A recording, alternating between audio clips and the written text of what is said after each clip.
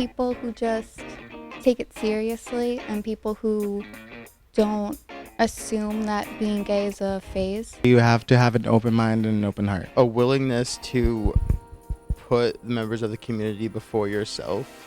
I just think if they're open-minded and not closed off to what have been stabilized identities. It might seem almost contradictory to say, but I think a really valuable quality in an ally is knowing when not to speak, knowing when not to speak over people who don't always have the opportunity to speak.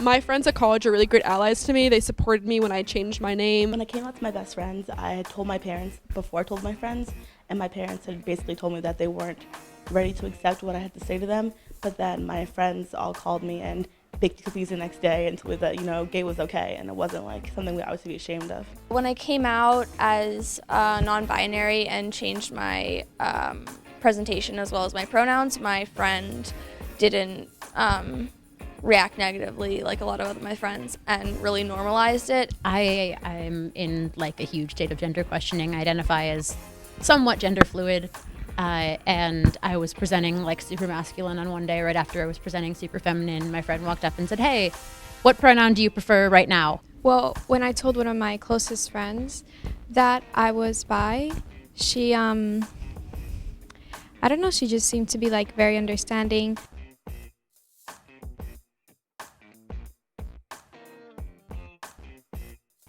Staying consistent. I think being an ally can't be timely for you. You can't just retreat back into privilege. Taking it upon yourself to educate yourself. No one's ever gonna do that work for you. Knowing someone who can benefit from allyship is definitely an advantage, but at the end of the day, if you don't have the compassion or the intellectual and emotional curiosity to educate yourself and be willing to actively listen, then allyship is not really something you can fully achieve.